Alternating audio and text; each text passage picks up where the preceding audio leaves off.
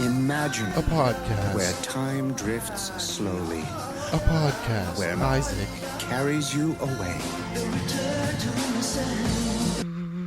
So let me be clear. We tortured some folks. If you don't like what we tell you to believe in, we'll kill you. And then a hero comes along with the strength to carry on. Hey folks. Hey, hi, hello, it's Isaac. Scary times. I know I've said that before. I don't mean to be a little chicken little.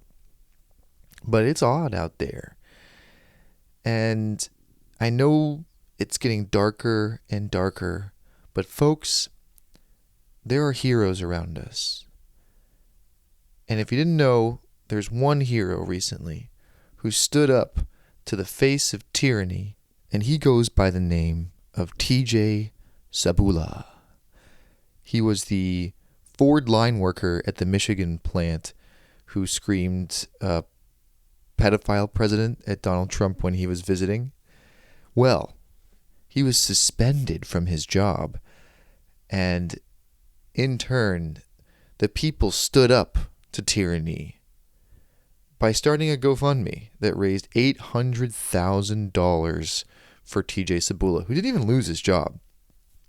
But yes, he stood up and he was rewarded, and this is bad. I am not a fan of this GoFundMe politics. It seems that Americans have confused direct action for throwing like $25 towards some guy who lost his job for doing something or other. This is not politics. This is a lottery. Because had it not been captured on film, you wouldn't know about it. He would have lost his job or whatever. But it seems like we are rewarding these kinds of emotional outbursts that accomplish nothing. Now, had he done something else, wink, wink, nod, nod, that's political action. That's meaningful action. That's politics. Yelling at somebody and losing your job and then getting six figures in return, because guess what, folks? It's happening on the other side, too. Jonathan Ross, the fuckhead ICE agent who murdered Renee Good, he got, I think, close to $1 million or something through a series of different GoFundMes. Bill Ackman, the Zionist pig, gave $10,000 himself to Jonathan Ross's GoFundMe. Remember Shiloh Hendricks? Did you call him a nigger, the child? The fuck you talking Did you about? call the child the nigger word? None of your fucking business. It is my own business. You call him a nigger? Okay, why don't you have the balls to say it right now again? Fuck you, nigger. Okay. The other, I think it was in Minnesota too, or Wisconsin, one of those interchangeable Midwest states. Remember when she went viral for calling some 5-year-old the N-word? And then she got $1 million in return through the Christian GoFundMe called Give, Send, Go. This accomplishes nothing. And this is effectively what cancel culture is, and why people who made a big deal out of it are scammers. It's a whole scam. There's a yin and a yang to cancel culture, right? There's the cancellation, and then there's the uncancellation. But of course, it's a lottery, like all things in America today. It's gambling. And so you might be able to say something, you might be able to speak your mind to some corrupt leader, but if it doesn't get picked up by social media, didn't do shit, did it? But there are real heroes out there, and I think my guest would absolutely cringe if I called him a hero, so I won't. But I think that what's going on in Minneapolis right now could be described as heroic. And I'm joined by a follower of mine, a listener, who is asked to remain anonymous, and he goes by the name of Exit North. He is on the ground right now in Minneapolis, and I was excited to have him on the show because if you guys haven't figured it out yet, everything that you see on mainstream media and a lot of stuff on social media, it's fake. It ain't real. So I was very happy to have someone who's there right now to tell us exactly what's going on. And it's hopeful. I mean, I think that what's happening in Minneapolis shows that a level of organization that's happening on the left that you certainly don't see in electoral politics. But we are seeing in these people who are being faced with actual fascism on a daily basis. So he comes on to tell us what is really happening in Minneapolis and how they're doing it, and how when this shit comes to our towns, how we're going to have to act, how we're going to have to band together and put our bodies on the line and organize and fight. Before I plug myself in the show, I'm going to plug the mutual aid organization that you can give to in Minneapolis. It does help, so give some cash there. It'll be linked in the bio. And of course, if you can afford to support this show and help me do what I do, God, I'm so bad at asking for money. I'll never be good at it. But yes, if you like the show, please, consider subscribing. If you can't, that's great, and you just want to listen, I'm fine with that too, I get it. But if you wouldn't mind sharing with your friends and family and your enemies as well, send this to your enemies. And do the like, subscribe stuff. I hate to have to remind everybody to do that, but that's just how it works. And enjoy the show.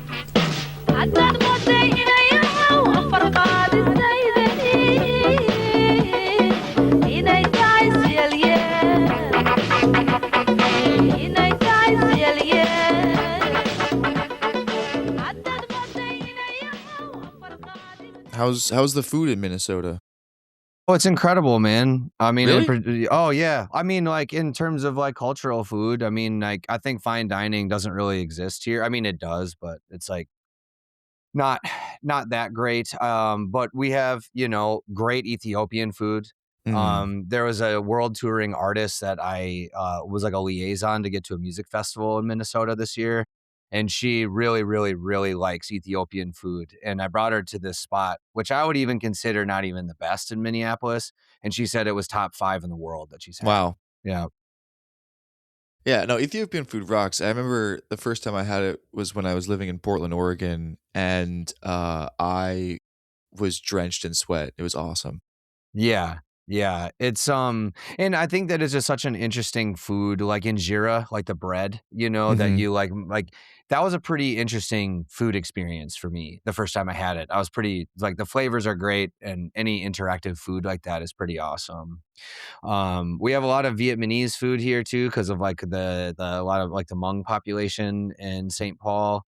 And which those folks are, unfortunately, that's why my wife isn't Hmong, but is culturally ambiguous in terms of that in that way. And Hmong people, it's kind of similar to like how Somalis are here. Like there's like a ton of Hmong people in St. Paul, and then Minneapolis has the highest concentration of Somalis than any other place in the world other than Somalia.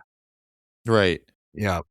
No, that does lead to good food. I was talking shit about diasporas. I do think that diasporas tend to become conservative. I don't know what the politics of the Somali people are in Minnesota. I imagine it's complicated.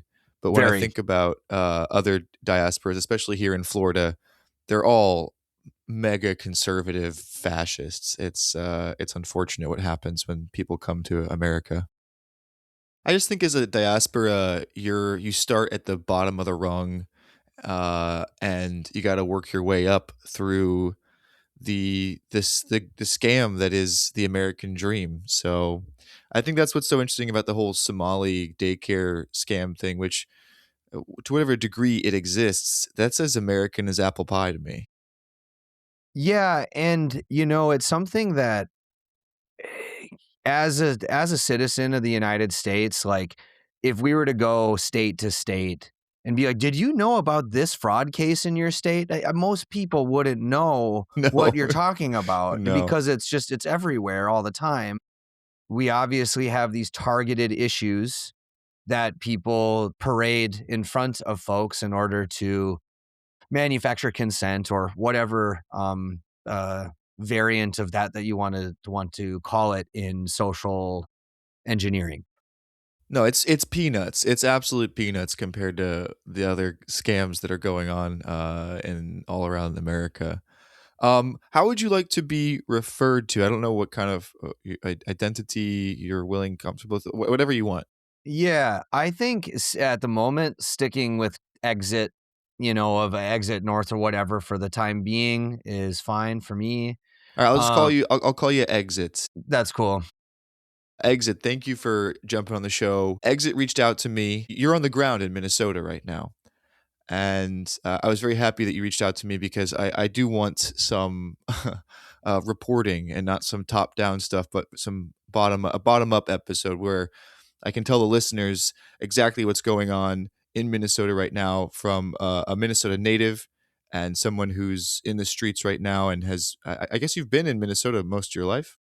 Yeah, all but 13 months. I lived in a different state for a while, like divorced parents kind of bopping around thing, but Mm-hmm. been in Minnesota my entire life. I can hear it. Yeah, yeah. I imagine. um, yeah, it is interesting. I want to know what's going on because I feel like what you see in the news is always selective.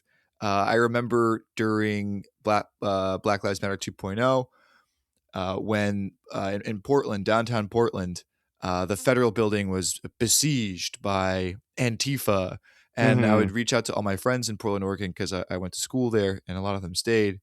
And I would ask them, how are things? The news makes it seem like it's a war zone. Everyone's saying Portland's about to fall, Hmm. and they would say it's absolutely not like that. It's completely contained to a 1 block radius. Life goes on as normal.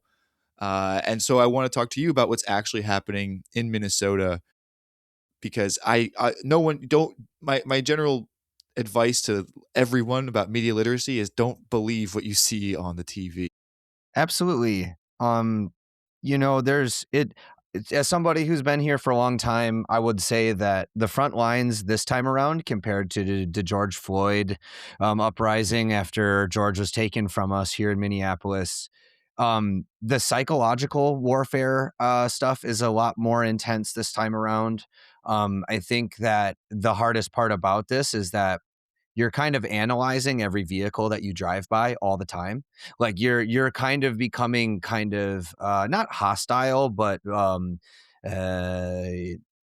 suspicious of even your own neighbors and people who just kind of have like a SUV that's tinted out.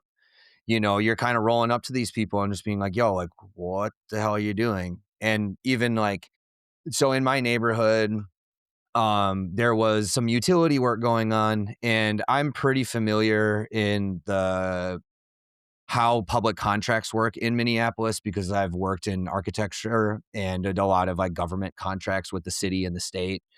And so I was looking at this utility truck and I was like, that utility truck is super odd to me. I've never seen this utility company work in Minneapolis before. And so I was like, okay, let me check this out. And I'm looking at their permits and it's like, it's kind of ambiguous with subcontracting. So I'm not trying to get too far into this, but it was just kind of suspicious. I call their company. I'm like, hey, what are you guys doing? You guys are working like really close to telecommunication nodes in my neighborhood. And I don't really know what's going on right now. And they're like, oh, we got subcontracted by Comcast. And so Comcast is owned, like they have the network partnership with Verizon. So it's like I saw with my own eyes a convoy of ICE agents sandwiched between, or they were sandwiching a Verizon truck that had one of the the temporary telephone nodes, being towed behind it. And it's like, so you guys are working on a telecommunications node with an electric company that's from Sartell, Minnesota, which is very far away from here. And that happens with like contracting because of cost, but it was like suspicious. And Mm-hmm. so even just walking along the street, everyday things that you look at, you might be paranoid or sleep deprived enough to start imagining things that might be happening that are actually not happening.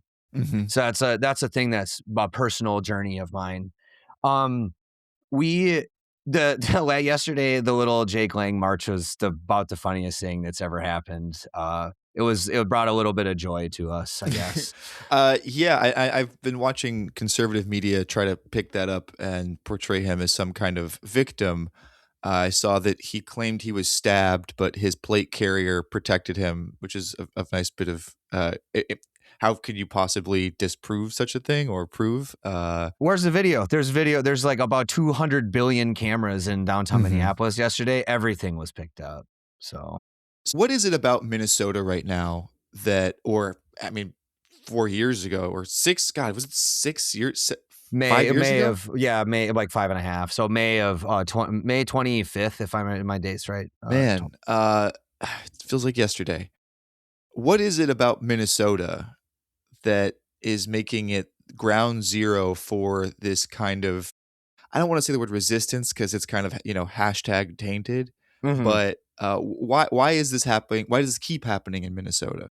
I think it's a metropolitan city that's small enough to prove that this could be a blueprint that could work elsewhere is the number one thing that I think of. Minnesota is pretty diverse, and I mean, that's not always the right thing. We have a lot of diversity in really, really small percentages of our population. So when you look at the spectrum of how many ethnicities or nationalities are represented in our metropolitan area, that's where we get this diverse tag. But there's a lot of white folks up here. Don't get me wrong. But I think that it's maybe some people are saying political retribution for Walz being the running mate in the last presidential campaign. I personally think that the establishment Dems in Minnesota are actually going along with this like completely, and they actually want this to happen, and that we're going to end up getting Amy Klobuchar for our Dem nominee. And like, if you don't know Amy Klobuchar, she is just an awful human being politically. She threw the book at so many black teenagers in Minneapolis. Like she over imprisoned people in Minnesota for a long time before she became a representative. Last I heard of Amy Klobuchar was during the 2024 campaign when she was campaigning for Kamala Harris, and she says that she wants to get Bernie Sanders and Dick Cheney side by side. You saw the event with Ms. Cheney, and it's only a matter of time where we're going to see like a bus going through western Wisconsin with, I want you to picture this, Bernie Sanders and Dick Cheney together, holding a sign that says Brat Fall. Okay? That is our plan, okay? It's just like, my God, yeah, it was so like funny. Liz. It was something was because so that was funny. Liz Cheney. It was like Liz Cheney and Bernie Sanders. It's just like the performative. Everything's just so performative now. And so to get to your point, to answer your question, I think it's a small city that has enough the population. Like when we have a lot of Muslims here, we have a lot of Hmong people who aren't, not white Christians, and I think they want to just use it as a blueprint. Right. Well, the George Floyd thing and Aaron Nicole Good, I mean, those were incidental. I mean, Renee, not Aaron. Sorry, Renee. Renee Nicole Good. They were incidental in that I don't think that this was a conspiratorially planned execution of either of those individuals. But is it because of this heavy presence? Is it because of something about Minnesota that this is happening? Because Renee was murdered just how far away from where George Floyd was murdered? Less than a mile. If I would have to pick up, so that was 36 in Portland, and then George Floyd was 38th in Chicago. And so, those like city name streets, that's kind of that area of town. That's how it's divided up. So it's alphabetical. So it's just the blocks. It's not every single letter, but just P to C. So I don't know. It's less than a mile. Is that coincidence? I think it is, if I'm just being truthful. I think that it was coincidence, but the presence of ICE is in that area. So the likelihood of something like that happening down there had the odds in its favor, right. I would say. Yeah. I guess it seems like, that's a good way of putting it, but it does, there is something kind of cosmic about it. I have to say. I think so too. I mean, it's like this, Ross, whatever. That's the dude's name. Jonathan Ross. Yeah. He, as you can tell around here, we use victims' names, not perpetrators' names. That dude lives on the western suburbs of Minneapolis. Like, so he is a local. Yeah, I guess so. I mean, and he has a Filipino wife. Many such cases. Yeah, that is true. And there's some sort of like, I saw some blip. I don't know how verified this is. It just was something like speculation that he was on some gay like grinder or something. And it's like, again, many such cases. If that is true, I don't know. I don't care really. Not that there's anything wrong with. Yeah, totally. Yeah. Fucking have fun. Just don't fucking kill people in my fucking neighborhood. You know what I mean? Like, God damn it. Yeah, ideally. So tell me what it's like at the ground level here. Sorry, let me backtrack here.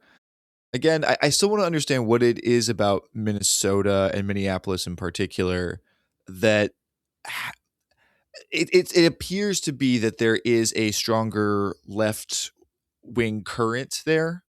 Absolutely. I mean, locally, particularly, there's a lot of leftists and true leftists, I would say, and that's kind of a dumb thing to say, that no true Scotsman type shit. But I think that there are people who do truly live that way. Like, there are a lot of community housing in Minneapolis, particularly South Minneapolis. There's a lot of young people who take over these like huge properties that aren't, they're not like mansions or nice, but there's a lot of these old homes, Catholic homes in Minnesota that have like 10 bedrooms in it or some shit. Mm-hmm. And instead of getting, and there's actually something pretty cool that happened at the University of Minnesota, that like quite a few years ago, there was a lot of really horrible sexual assaults reports coming out of the fraternity row at the University of Minnesota. And as a reminder, the U of M is the 7th largest campus in America. It's a very large university. And there was a particular fraternity that was doing so poorly that the University of Minnesota took that property away from them and shut that chapter down. And they actually turned it into a cooperative housing. So there's like 35 kids that live there. And I don't know if you have to be a student. You don't have to be a student of the U of M to live there, because there's Augsburg Kids, which is another small school right in that neighborhood. So anyway, there's just a lot of that. It's a lot of like proof of that there is an alternative to this Pepsi, Coke, same flavor kind of thing. Mm-hmm. And that I do think that people in Minneapolis have hope. Like I believe in a better world, and we're out here and doing, like, every second of the day, I'm doing something that I can in order to try to keep my neighbors safe. And that's atypical, I think, in the upper Midwest. I saw another conservative media account showing that there were women in Minneapolis who were shopping and buying goods and supplies and foods for immigrants so that they don't have to leave their houses. And they were shaming them, being like, can you believe that these white women are buying things for immigrants? Yeah, isn't that a crazy take? Like, they're kind of grasping at straws right now, aren't they? It's like that's what your church food shelf does too. I don't know what we're talking about here. They're all fake Christians, but yes, fair. They certainly don't walk the walk. What's it like on a daily basis since the shooting? There was an ICE presence in Minnesota. I mean, were there ICE raids prior to the murder of Renee? Absolutely. Mostly at construction sites during the construction season. Mm-hmm. Then this is rumors, this is speculation, but I have heard, as somebody who works close into the construction world, that there are general contractors that are subcontracting all groups of, like, a team that's a certain group of people, and then right before the work is done, that they call ICE on their own. So they don't have to pay them. Yep. Yep. Yeah, of course they would. Of course they would. Mm-hmm. And I don't have any concrete evidence, like, to say that, X, Y, and Z contractor did such and such, but it is really strange, the timing of it. The timing of things is something I think that can indicate intent a lot. the whole ICE apparatus is one massive grift. They're already being financed more than the entire Marine Corps, I think Mm-hmm. I saw. Mm-hmm. And we saw that raid in Chicago of a dilapidated apartment building so that the owners of this building could fleece not just the tenants, avoid paying any sort of fee for the issues of the building. So they trashed the building Mm-hmm. for the insurance on behalf of the property owner. It is, and that's the other thing. It's like a little tangent, but Mm-hmm. they're the same way that they're Christians is the same way that they actually are anti-immigrant. It's just for money. It's all about money, and of course they're exploiting people's actual racism and xenophobia. But at the core of everything is just how can I get a buck? Absolutely. And it's like, I think so. Your question about what it's like on a day-to-day basis Yes. sense. And so, like, ICE presence obviously has increased since then. What happens is most of the time, most of the activity is really early in the morning. Mm-hmm. They're trying to catch people on their way to work, and especially, service industry folks or people who are shoveling driveways. There's like property maintenance is a big thing in Minnesota with how much snow and ice that we get. Mm-hmm. And so, of course, those folks are being targeted too. Um, the I think that the problem is that there's just so much fear, like in terms of like you just kind of don't know what's going to happen at any given moment. And it was a little bit different. Like in 2020, it was a little bit more concentrated groups of people, a lot more rubber bullets in 2020. Um, but the chemical warfare that's been going on in our neighborhoods has been pretty bad. Did you hear about the family in North Minneapolis that got flashbanged? Yeah, they threw it in the car with the kids. Yeah, so it was hitting like right underneath the car, and then they had a tear gas, like the HC or whatever that is green, the green stuff that's absolutely not supposed to be used on civilians, being kicked around. This is something that's really funny. You're gonna really laugh at this. That my friend was down in that area soon after this happened, and they were approaching the line, and they were about ready to tear gas him. This ICE agent didn't know how to deploy his own tear gas, and my friend was like, "You have to fucking pull the plug, you dumbass." And he like fumbled around with it for a second more, and then he pulled the plug and he threw it, and then he kicked it right back at him. It's just like that's how stupid these guys are, Yeah, I don't take too much solace in that because in spite of the fact that they're stupid and incompetent, they can still do a lot of damage as we've seen. Absolutely. But yes, they seem supremely stupid and ill-equipped. I do take a little bit of joy in watching them slip on ice. Ice on Mhm. ice is fun. Mm-hmm. But yeah, I think in terms of like, there's a lot of community efforts going on, and there's a lot of rapid response groups, and so basically, like, there's Minneapolis has many neighborhoods in it, and so there's different segments of neighborhoods that are kind of divided up. There's people who are kind of dedicated to information security for folks and translating data from what people are seeing on the ground and getting them into encrypted chats in order to have proper responses.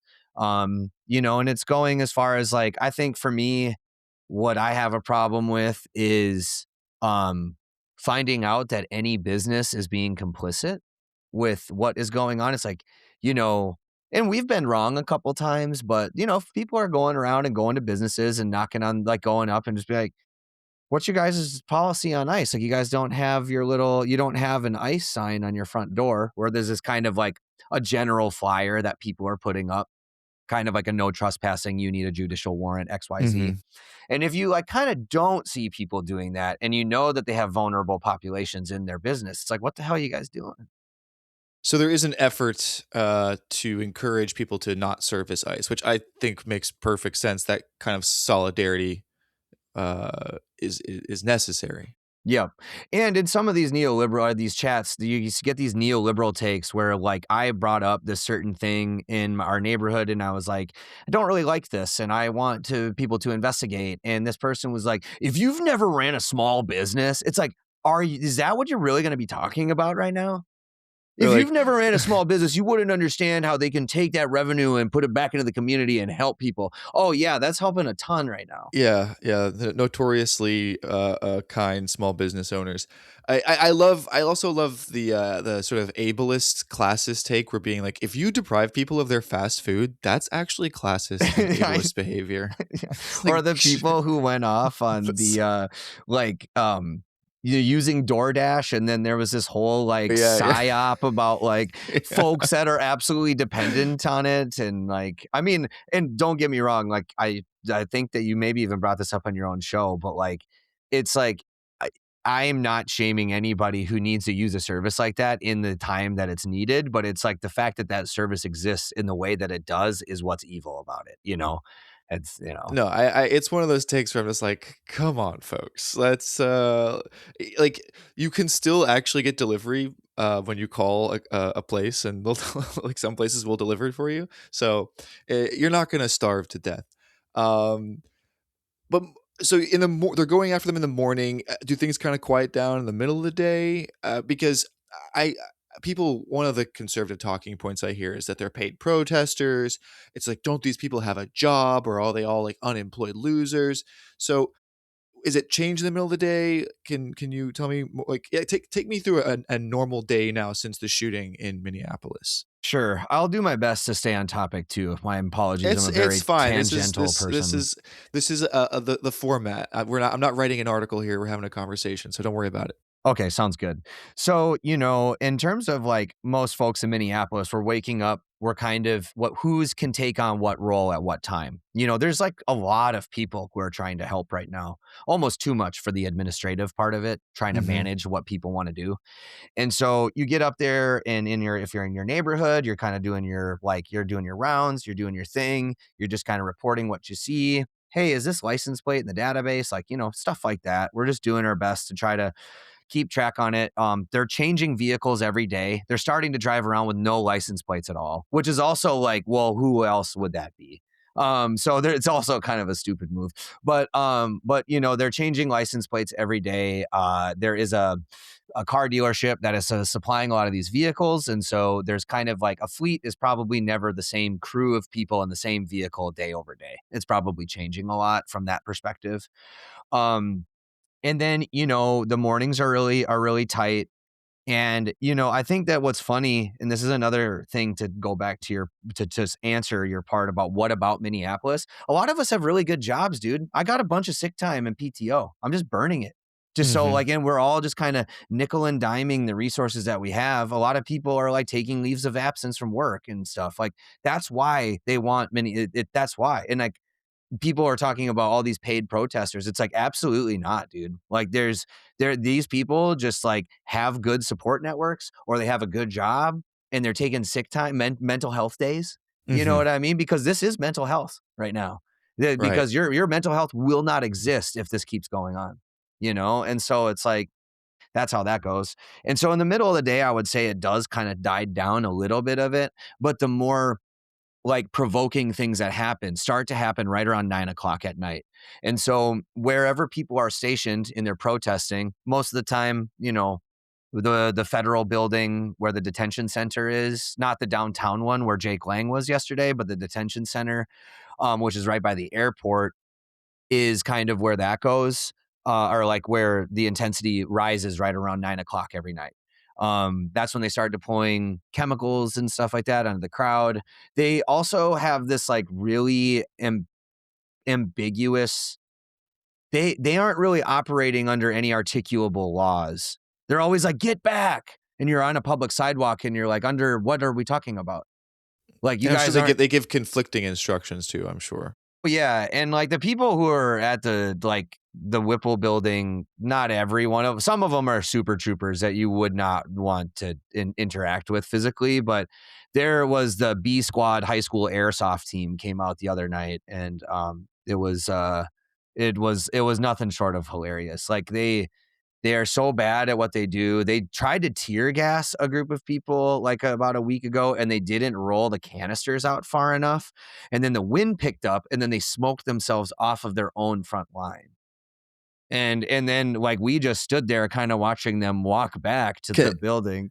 Can I suggest someone on the loudspeakers just play the Benny Hill theme song?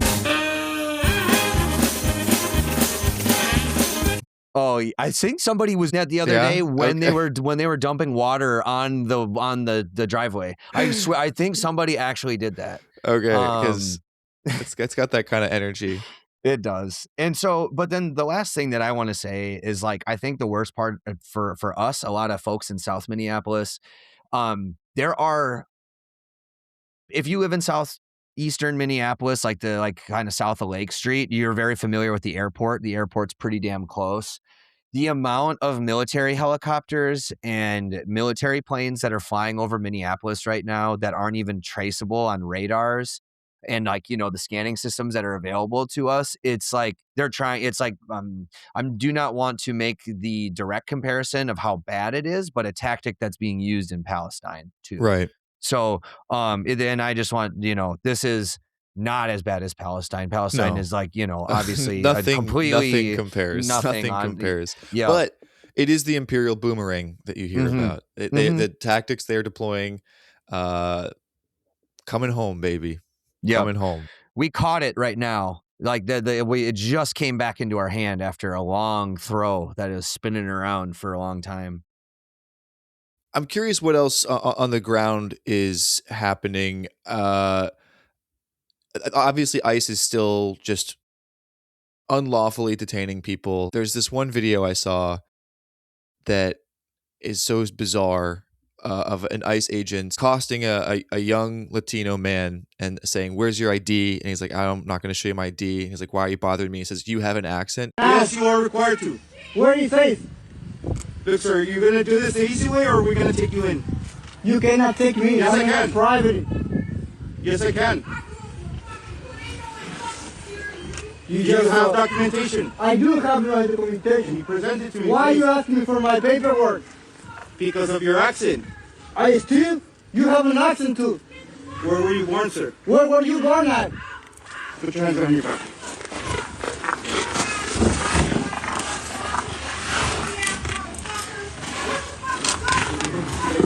But he's saying that while he also has a foreign accent.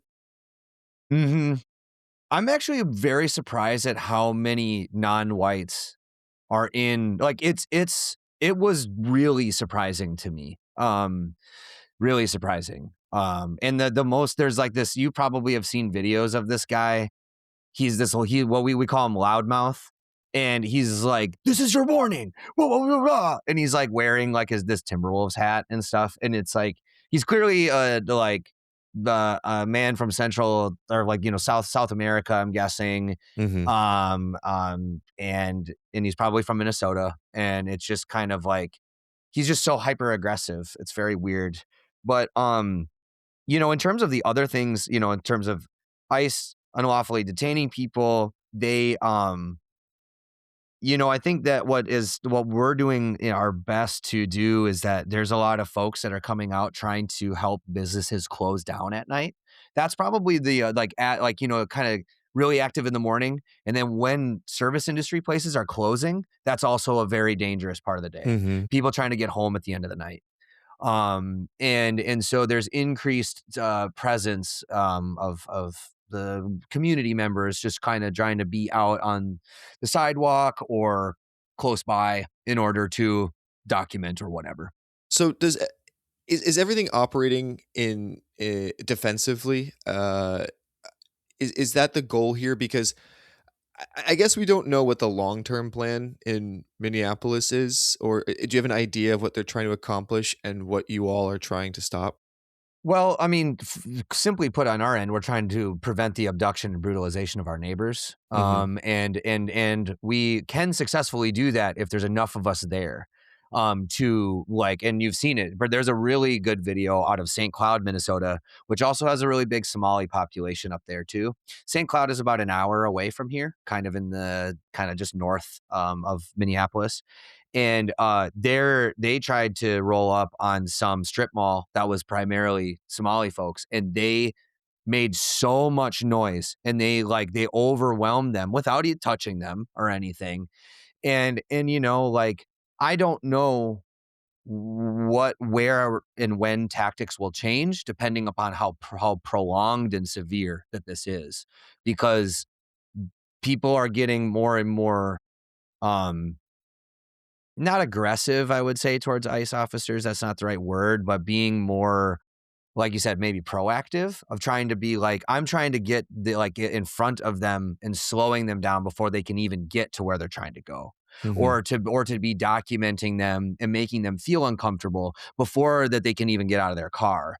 Or, or like if they catch themselves slipping and they pull their mask down and somebody has a big telescopic lens, like we're doing everything we can to make them feel uncomfortable so that it makes them maybe second guess about getting out of the car. I do know that, I do know that this is true. And if you want, I can off this call, we can verify this source. But DHS has hotel contracts in Minneapolis until May 31st. May 31st. Think about how long from now that is. Sounds expensive. Yeah. And it also sounds like escalation, doesn't it? Trump's already threatening to institute the Insurrection Act, and they've already mobilized the National Guard. It's ramping up, right? It's not slowing down. Yeah. And so I think like what they're trying to accomplish is truly to have the common person to stop resisting. I think that that's what it is. I think that they're trying to instill enough fear and destruction to push people to second guess their own safety so that they aren't going to try to do something to prevent and to keep their neighbors safe, right? So the goal is to hold the line. I mean, that is the operation. There isn't, I mean, I don't want to implicate anything, but there isn't any notions of escalating on the resistance side. I mean, I don't know of that being some sort of widely organized ethos right now. I don't speak for anybody really other than myself. I'm a participant in a lot of these organized things because I'm very close to these groups, and I just participate in where and when I feel necessary. Like, and for instance, like there's definitely a mixed reaction to Maduro in the population here in Minneapolis, on if you were to lump everybody in on the resistance side. And there's definitely a different perspective if you ask Spanish speaking folks from different parts of North and South America. So I don't think that it is truly a quote unquote resistance, but I mean, we want ICE abolished. That's a lot of people are like straight up like no more, It does seem to give the left, which is typically very fractured, at least one thing to focus on and work towards. Yeah. And I mean, are you saying like the left actually in its definition, or anything left of center in American politics? I mean, God, I wouldn't even know how to parse that precisely, but I would include the Kamala Beehive people who I think put those "in this house" signs in front of their yard. I feel like they're even though Kamala and the Obama administration built the cages, which I fucking hate Obama. I think that at least we can put our differences aside at this moment, because it is affecting us so directly. It's not. Yeah, I have no hope for liberals to understand the situation in Venezuela and Iran, but if it's happening right in their backyard, at least like they can see it with their own two eyes, and whatever they hear in the media they can brush that aside because they know what's happening because it's touching them directly. I think that is true, but you would be surprised how tightly people will cling on to their whiteness and their comfort. That like even outstate liberals in this state like are taking, not necessarily like they'll be like, oh shoot, that's bad. Like, it's like it doesn't feel like that there's any push until you like it is on your streets. That's what Right. it. Unfortunately, that seems like what it takes for folks to like for you to be afraid of for your life and or your neighbor's life, and then all of a sudden it's like, every decision that I've made politically over the last 35 years has kind of led to this point. Mhm. Even if you were voting for centrist Dems, it is all a part of this whole thing of why we're here. I do feel like people are starting to wake up to it a little bit. It's slow. I mean, I don't know what it's like. I mean, it's affecting you. So I'm maybe imagining things. So you're seeing people who like, neighborhoods over, this is affecting them, and they're still clinging on to it. They're still, no kings protesting and thinking Well, that we can just reform the institution. I don't know if you saw Cory Booker proposing his most recent legislation, not to abolish ICE, but to properly train ICE. We must do more. The tragic death of Renee Good has brought into clear spotlight so many of the things the Trump administration is doing to make our communities less safe. But one of the most alarming crises are issues of training and accountability standards for ICE officers. The Trump administration has cut the training down from 5 months to about a month and a half. They have eliminated age requirements and are hiring recruits as young as 18 years old. They're putting people into training before their background checks are even complete. And so when you see people cut corners, people die. I'm continuing to lead new legislation that will bring further high professional standards and accountability to ICE officials. We must also set minimum training standards. We must ban the hiring of anyone affiliated with hate groups. We must hold agency leaders accountable. We must require every federal officer to wear a body-worn camera during public-facing enforcement actions and require that footage be preserved so that the truth can't be hidden or destroyed. What Donald Trump is doing is undercutting the strength of our law enforcement. He is diminishing and diluting standards. He is taking actions that are wholly unacceptable to the safety of our nation. Oh, okay. So we need to spend more money, I guess. Oh, okay. Thanks. That's great. Yeah. No, nothing for the education system or, Right. nothing for actual prison reform. No, none of that. Okay. That's a Fry's, our mayor's take too, is he's just like, and like we could have a whole episode about him, but, he is something else. Um, I lost my train of thought. I was going to bring up something else, but it's all right. No, it's okay. We were talking just about the general like left lib Oh, unification that maybe there's some sort of evolution of understanding happening amongst liberals. I brought it back to my mind. And so, like, I was up and doing my thing in different parts of the city. And, I'm trying to be vague, but I'm not trying to be vague saying, like, oh, I went out and, like, crushed somebody's skull in with a baseball. Like, that's not what I'm doing when I'm out. I'm just being vague in my locations and stuff. But, um, like, I'm up there doing my thing and I'm, like, kind of interacting with an ICE agent. And I'm just screaming at him, just being like, just had to. This was like the day of or the day after Renee was murdered. Mm-hmm. And so, like, I just needed to get some of this 700-pound weight off my chest and just to let people know how much you enrage the population. And this woman who was like trying to give people like legal advice about where to stand on property at the building. She was like, your tone is like going to be perceived in this certain way. And then this other guy came up to me of being like, you're just going to give them the content that they want. And I'm like, I am making very articulable points here about, like, I'm not just screaming insults. I'm screaming at the fact that these people are going to be next. Like, these people are like, there is no amount of anything that you could have that is going to, like, keep you from suffering. Yeah. Yeah, no, I love the libs that want to protest but follow the rules. That's why, like, back in the original in Black Lives Matter 2.0, I remember going to a protest up in St. Pete, and we were all marching on the sidewalk following all the traffic rules. And I was like, what kind of fucking protest is this? It's like, are you kidding me? We have to Yeah. protest, but follow the rules. Follow the rules. And that's what pisses me off about the way that people are litigating Renee's car, being like, well, she was parked not legally, technically. It's like, oh, so you can just get fucking domed in the head for like parking your car in the middle of the street.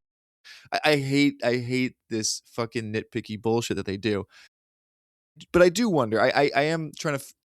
I don't. I made a joke recently that I said I think that you should kill your enemy with kindness. The name of my gun is kindness. Yeah. Kindness is the name of my gun. Uh-huh. Yeah. Can you reach these people? Like, no matter what you say to ICE agents, you can't reason with these people, right? I mean, what? How are we supposed to interact with this? And there's no point in trying to change the hearts and minds of ICE agents, right? I think it's the only chance that we got in this context is class solidarity. And that's a very difficult thing to try to navigate because people, in some ways, rightfully so, in other ways, overextended identity politics to the point where it hinders being able to come to a consensus about something. And because things do start to feel increasingly more absolute, and I do feel the absolute nature of how I approach the relationships that I have in my life going forward. It's kind of like you're either here or here. And that's a very absolute take on it. But in terms of to unite people to make this stop, isn't going to come from reasoning over this particular issue. And I don't think that there's much else on this earth that will get us to unite than understanding that we're all equally suffering. That there's like this horizon that is so much brighter and more beautiful than any of the like merit badge suffering that American culture puts on you. They're like, oh, I worked 2 jobs and I worked 2 jobs and went to school. And it's like, all this stuff is heroic, but why does everybody have to be a hero? Is Minneapolis better prepared for this? It sounds like there's a level of organization that pre-existed these events. Mhm. Where does that come from? How did that arise? Is that because of what happened with 5.5 years ago with George Floyd, that these organizations exist? I think some of that is true. Yes, I wouldn't say that because Wham, and there's like a women's military vets and mothers of military folks that have been killed overseas and stuff. Anti-war coalition, MN.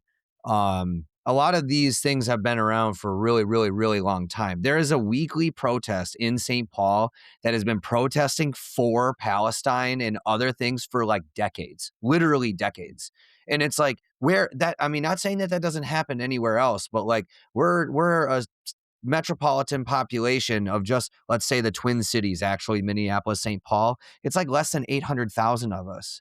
And it's like there's this commitment to trying to change the world for a better place. But then everybody grows up and then they get a good job and then they buy a nice house and then everybody turns into a centrist Dem and then it never goes anywhere. So it's like this like weird like ratcheting of our populations of we have a lot of really enthusiastic, really energetic and radical youth that do things that like, and even in terms of like the music scenes here in Minnesota, like these young kids are like, they're putting their dollar bills on the line and whatever tiny amount of resources that they have, way more than millennials did in terms of the last like 20 years of Minneapolis music history. These punk kids that are growing up right now, they're the most legit people on earth, and they're the most atypical Gen Zers in that way, where they have huge communities of real people that they hang out and like they go to parties and like 25 people at a time show up. It's like, what the hell?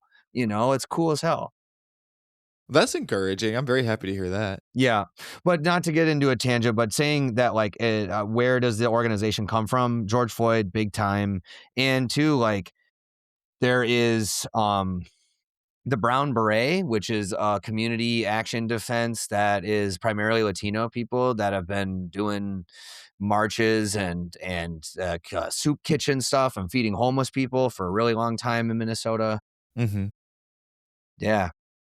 This is going to be exported to other cities. What can other cities learn from what's happening in Minneapolis? We're not going to have the environmental advantages that you guys have. I do think it's very silly that ICE decided to do this at this time of year. It seems kind of absolutely stupid. They overshot climate change on that one.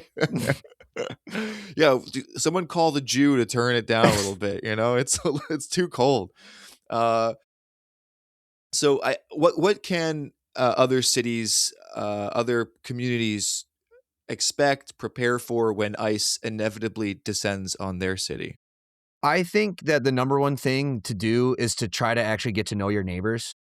That is the simple thing that if you know who people are and what cars are coming in and out of your neighborhood, you can tell when things start to look suspicious. Mm-hmm. It's like you need to be into your community in that way in order to know. And I think a lot of us are like daydreaming and our eyes are glazed over when we're driving from place to place, and we don't even think about how we traverse through the cities in which we live. The other thing too is that like every single person can do something. You can watch somebody's cats while they need to go and do like grocery runs. You can like, like write like a mad or ad lib thing for kids, and like, that's like topical to them. You can like, make your grandma's favorite cookies and just like deliver them to your neighbors with a nice note. Like, it's like that every single lever of resistance can be pulled if we all do what we can when we can. And because it's like, I'm going to get emotional here, but like, it isn't that any one person has to do it all. It's like it has to be all of us. And like, and be prepared to have hard conversations with people. I think that that's another thing about being obsessed and clinging on to comfort, is something that's like, we have to get uncomfortable, because like, don't you feel uncomfortable every day?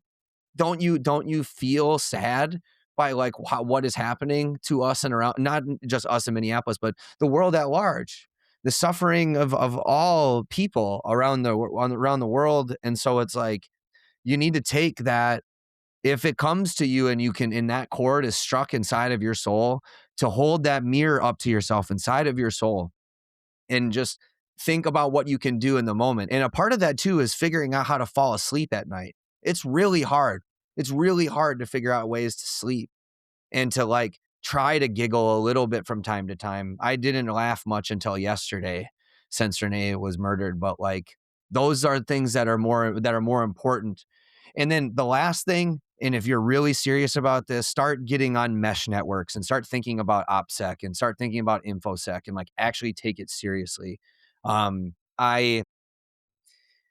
am a little bit uncomfortable even doing this, and I was going to even like cover my face and stuff, but at the same time, like, it takes some of us to, I don't want to put myself out there too much, but if you want to do this for a really long time, you need to think about how to do it for a really long time. Mm-hmm. Also try to set up any sort of remote execution on your phones. If your phone gets taken, try to figure out a way where you have a remote reset. So you can like brick it from far away. Absolutely. Yeah. I think that's the other thing I wanted to talk to you about, was certain tactics, certain anti-surveillance tactics that you guys are using. I have Faraday bags. When I go to protests, I always put my phone in a Faraday bag. I got one that's actually, I got a nice one now that's like a fanny pack. It works pretty well. And they're very inexpensive. I actually just bought this mobile router that will help you. You'll know if ICE is using that fucking insane 5G technology where they can basically just like trace around a block and then pick you and trace you within that little border that they've drawn around a neighborhood. I think that I tell everybody that your phone is taking an infrared photo of you every 5 to 10 seconds. Even if you turn it off, there's the option to turn it off on your phone. The only way to prevent software from recognizing your face is infrared glasses. Just block your eyes somehow. It can't recognize. It can't, like, this is the beautiful thing. Like, if you wear sunglasses, I could recognize you. Like, hey, exit, what's up? But a computer can't. It doesn't know who you are if you wear infrared glasses. It can't see your eyes. So, what other anti-surveillance techniques are you guys deploying, and what advice would you give for people to get into infosec? Yeah, I think first off, you need to work with people who have the skill set already. If you can, and if you can't, be ready to watch a lot of YouTube videos and hopefully do it through DuckDuckGo. So DuckDuckGo player, something to that effect. I would say that I'm gonna be generally vague, but like, we're doing hyperlocal encrypted chats. So we're looking to have networks of neighborhoods and then more hyper localized things. And then we have, different types of administrators that are sort of like vetting and verifying info. And then we're creating databases based on what we see and times of day, different types of things being used.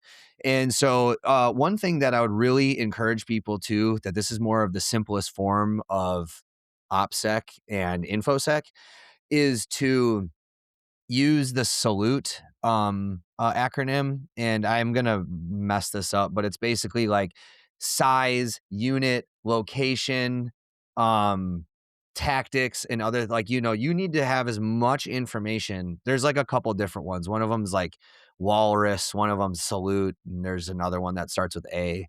And it's basically just trying to be as clear in your communication as possible, so you do not spread undue panic and fear. Don't report every single tinted vehicle that drives through your neighborhood. That could be your neighbor if you don't know who they are. You could be sending out a fleet of people to go surround a family in a car, and then now you're a part of the terror in your neighborhood. So it's like you need to think about, because that is all, energy is a resource here too. So every time that you get flared up over something that isn't necessary, that is, you are helping the enemy in that way. There are lots of agent provocateurs, though, and we've seen this, even the Umbrella Man back with Black Lives Matter. Did you see the one from yesterday?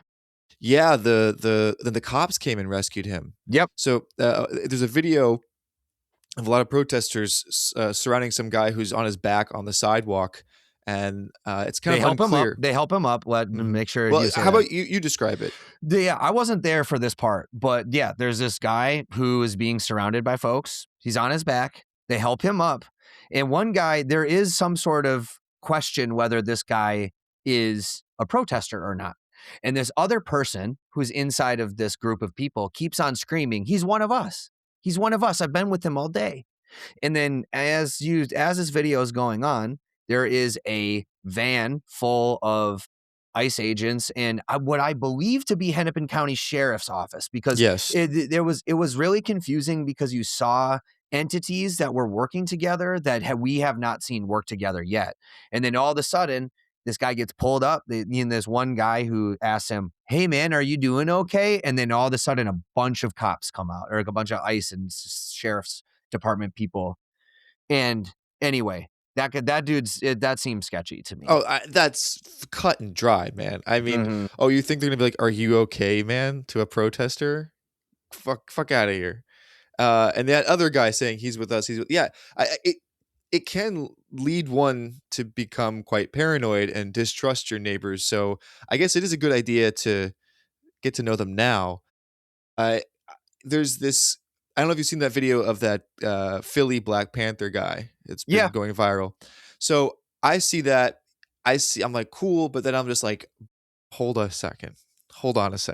How legit is this guy? Usually anytime you see something pop up on social media, nothing is organic. You're seeing it for a reason.